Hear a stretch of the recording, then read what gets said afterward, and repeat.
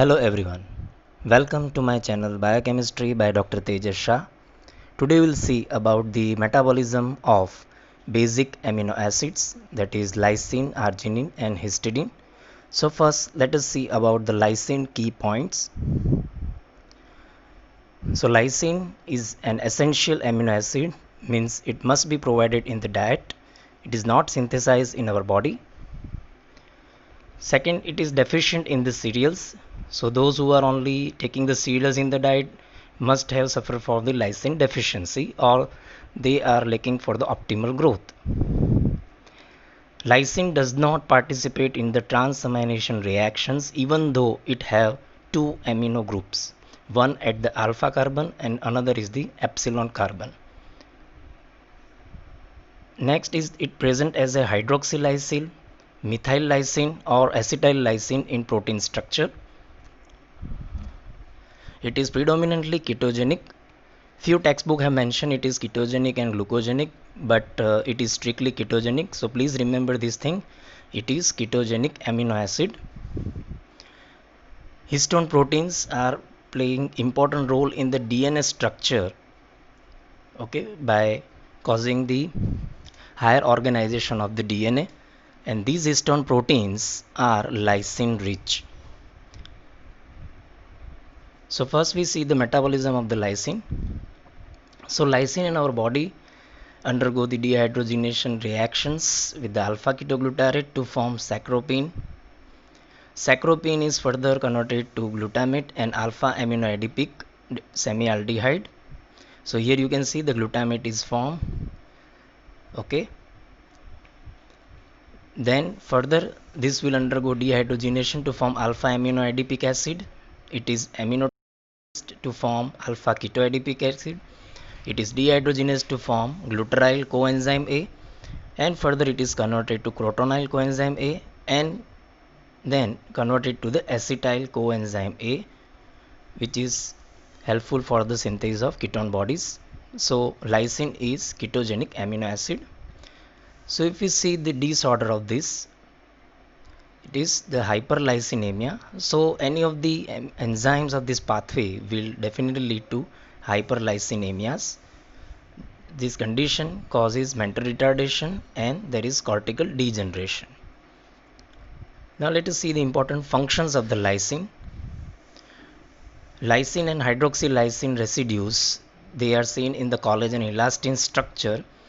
If you remember the collagen structure, every third molecule is glycine and others are lysine, hydroxylysine, proline and hydroxyproline. And not only it will help in the structure formation, but also they help in the cross-linking formation. Second important function, the epsilon amino group of lysine, it forms the salt bridges which maintain the structural conformation of the protein. Third important function, it helps in the synthesis of the carnitine, the very important. If you remember the beta oxidation of the fatty acids or the role of carnitine in the fatty acid oxidation. So carnitine is derived from the lysine. So here you must remember that carnitine is not synthesized by the free lysine. How it is synthesized? Let us see in brief. So lysyl residues or proteins are methylated with the help of S-adenosylmethionine so as to form trimethyl lysyl residues. So when protein degradation occurs, that is proteolysis occurs, this trimethyl lysine is liberated, which is further helpful for synthesis of carnitine. So ultimately, whenever asked, the carnitine precursor of the carnitine is lysine. Okay, so now let us see the important aspect of the carnitine. So important role of the carnitine is for the transportation of fatty acid from cytoplasm to the mitochondria for oxidation, which is required for the energy production. Kidney and liver provide the carnitine for other tissues. How? Let us see. So as we have seen in the previous slide how the carnitine is synthesized. So when the proteins and the kidney and the liver are degraded, proteolysis occurs. There is liberation of the TML, that is trimethyl lysine, which is further converted to gamma butyrobetane, and this is hydroxylated to form carnitine. The steps are same in kidney as well as in the liver. So butyrobetane is further converted to carnitine, and this carnitine is there in the heart, also released for the other tissues, also enters into the skeletal muscles. So here the carnitine is stored in the skeletal muscle. So carnitine can, the proteolysis, the trimethyl and the conversion of butyrobetane also takes place in the muscle, but hydroxylation steps cannot take place in the muscle. So butyrobetane again transferred back to the liver for hydroxylation, and further there is carnitine synthesized. So this is in brief about the carnitine. Now let us see arginine and histidine key points, both sharing the same key points. So that's why I collectively mention here. So both are semi-essential, is synthesized but not in a sufficient quantities that provide the growth, means optimum growth, means they are required for the growth but not for the maintenance. Both are glucogenic, means their degradation will form the glutamic acid, which is further converted to alpha ketoglutarate, which enters into the TCA cycle and further gluconeogenic pathway. Thus they both are glucogenic. Now let us first see the synthesis and degradation of arginine. So arginine synthesized from the glutamate. Glutamate first converted to glutamate semialdehyde. You can see the direction of this arrow. These are the reversible reactions. So glutamate semialdehyde undergo transamination reaction to form ornithine, and ornithine through the successive steps in the urea cycle will form the arginine, and arginine again degraded with the help of arginase enzyme to form again ornithine, and urea is liberated. Okay, so this is on the right hand side, there is synthesis of arginine, and on the left hand side degradation, and further it is converted back to the glutamic acid and it will enter into the glucogenic pathway. So this is how arginine is synthesized and degraded in our body. Now functions of the arginine. So arginine is helpful in the of the nitric oxide. You can refer to my video on the nitric oxide. The link I will share in the description also. The nitric oxide is very important neurotransmitter, as well as it is a potent vasodilator and help in the cytotoxic activity. Another function of arginine is helpful in the synthesis of the creatine and further creatine phosphate, which is very important for the muscle contraction. If you refer back to the glycine metabolism, you can easily correlate this function of the arginine. Arginine also forms the part of the proteins. It also take part into the urea cycle, means it is synthesized from the urea cycle, as well as it will provide the ornithine also. So it play important role in the urea cycle. Arginine form the ornithine. Ornithine help in the synthesis of putrescine and the spermidine. These are the polyamines. Ornithine further converted to glutamic semialdehyde, which is helpful for synthesis of the proline and is there part of the protein structure. And lastly, it will form the glutamic acid, which is helpful for the synthesis of the glucose. So ultimately glucogenic function of the arginine.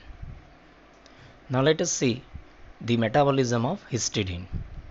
So histidine, when provided from the diet, the enzyme histidase convert the histidine into the urocanic acid, and that there is ammonia is liberated. Then urocanic acid further acted upon by the two enzymes urocanase and hydrolase, so as to convert it to form N-formaminoglutamic acid, that is 5-glu.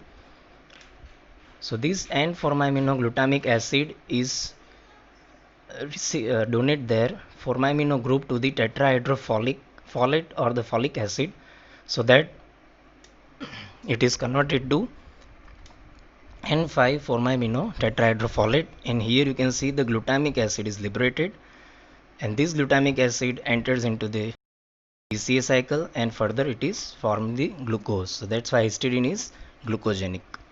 Now N5-formamino tetrahydrofolate is further deaminated to form N5-N10 methylene tetrahydrofolate, which is further converted to N10-formyl tetrahydrofolate. So all these intermediates are helpful in the 1-carbon metabolism.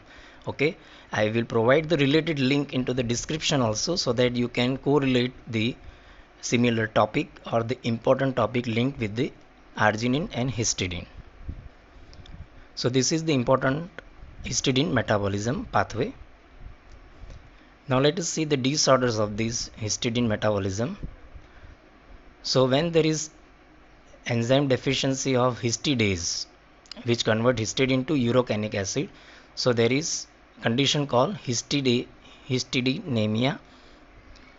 This is autosomal recessive conditions in which the histidine is accumulated in the body fluids.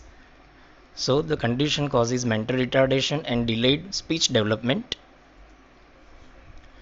So further, if the enzyme urocanase is deficient, so block occurs in the urocanic aciduria. So if the block is here, the urocanic acid is accumulated and it is excreted in the urine, but symptoms are very minimal. Another related aspect of this histidine metabolism is if the folic acid is deficient here, the role of folic acid here is it will receive the formamino group and it is converted to formamino tetrahydrofolate and the glutamic acid is synthesized or it is formed. But when the folic acid is deficient, this formaminoglutamic acid is accumulated and it is excreted in the urine. So that is the sensitive sign of the folic acid deficiency. So formaminoglutamic acid is detected in the urine for the detection of folic acid deficiency. How this formamino excretion test will be done? So about 5 gram of histidine is given to the patient 3 times at 4-hourly intervals. Then urine is collected for 24 hours after the initial dose.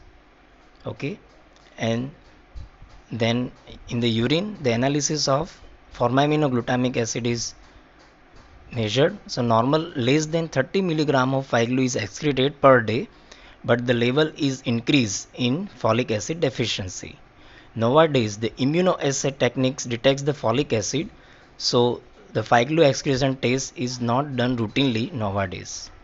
But you must remember this aspect, formaminoglutamic excretion test. Now we see the functions of histidine. So it contributes to the 1-carbon pool in the form of forming the formamino tetrahydrofolate.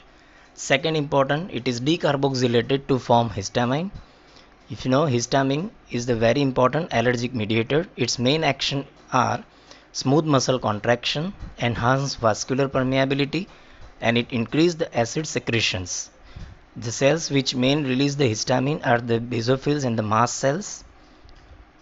Okay, so these are my references for these presentations. Thank you all. Please like, share and subscribe to my channel. Click the bell button to get all the notifications.